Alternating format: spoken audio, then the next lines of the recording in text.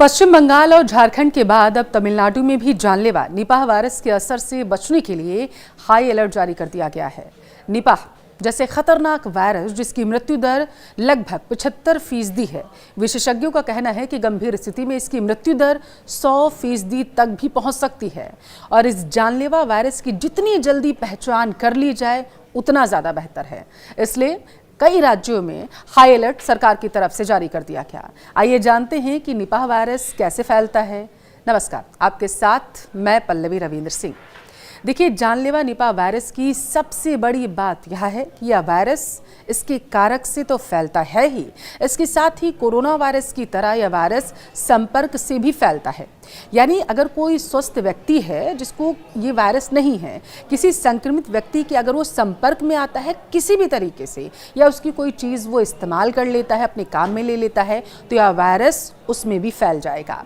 पश्चिम बंगाल में जो शुरुआती मामले 2 नर्सों के संक्रमण के सामने आए थे, उनमें से पुरुष की हालत अब काफ़ी बेहतर बताई जा रही है, लेकिन महिला की हालत अभी भी ज्यों की तस बनी हुई है और इनके संपर्क में आए लगभग 120 से ज़्यादा लोगों को आइसोलेशन में रख लिया गया है, होम आइसोलेशन में। इनमें उनके परिजन भी शामिल हैं, दोस्त भी शामिल हो, जहां वो कार्य कर रहे थे क्योंकि दोनों नर्स थे वो भी शामिल हैं। देखिए, पूरे मामले पर स्वास्थ्य विभाग और केंद्र सरकार की टीमें पूरी तरीके से अपनी नज़र बनाए हुए हैं क्योंकि ये बेहद ही खतरनाक वायरस है। स्वास्थ्य अधिकारियों का कहना है कि कांटेक्ट ट्रेसिंग अभी भी की जा रही है। यह संख्या आगे भी और भी ज़्यादा बढ़ सकती है क्योंकि जो 120 मामले सामने आए हैं, जो इन 2 व्यक्तियों से संपर्क में थे, जो 120 लोग हैं वो भी किसी के संपर्क में रहे होंगे और यही वजह है कि सबको सलाह दी जा रही है कि अपना ध्यान रखें। अब इस वायरस को खतरनाक क्यों माना जा रहा है? देखिए, उसे जन्म बेहद ज़रूरी है आपके लिए। निपाह वायरस से मौत की दर 40 से 75% तक मानी जा रही है।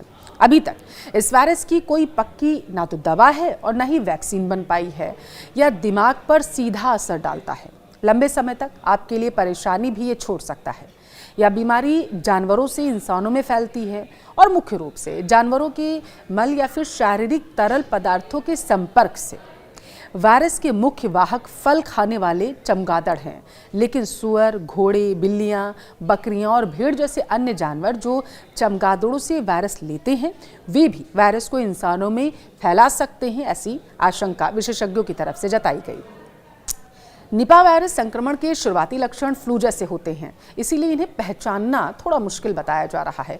लेकिन निमोनिया और बताया जा रहा है जैसी जो सर्दी जुकाम जैसी हालात बन रहे हैं वो जटिलताएं पैदा कर सकते हैं और अगर समय पर इलाज ना किया जाए तो ये जानलेवा साबित हो सकता है। यह वायरस संक्रमित शारीरिक तरल पदार्थों जैसे खून या लार्वा के सीधे संपर्क से भी एक व्यक्ति से दूसरे व्यक्ति में ट्रांसफर हो सकता है।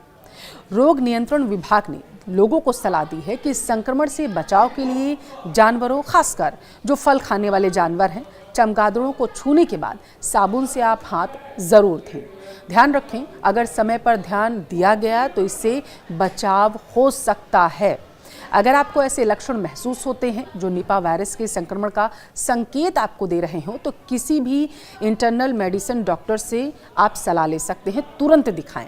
खासकर अगर आप किसी ऐसे इलाके में रह रहे हैं जहां निपाह वायरस का एक भी संक्रमित मरीज मिला है या संक्रमण वहां पर पाया गया है, संक्रमित जानवर पाए गए हैं जैसे चमगादड़ या सुअर, या संक्रमित व्यक्तियों के आप अगर संपर्क में आए हैं, तो प्रारंभिक जो इसका निदान है और सहायक देखभाल से ठीक होने की संभावना बढ़ सकती है और लक्षणों को ज़्यादा प्रभावी ढंग से प्रबंधित करने में मदद भी यहाँ पर मिलती हुई नजर आ रही है।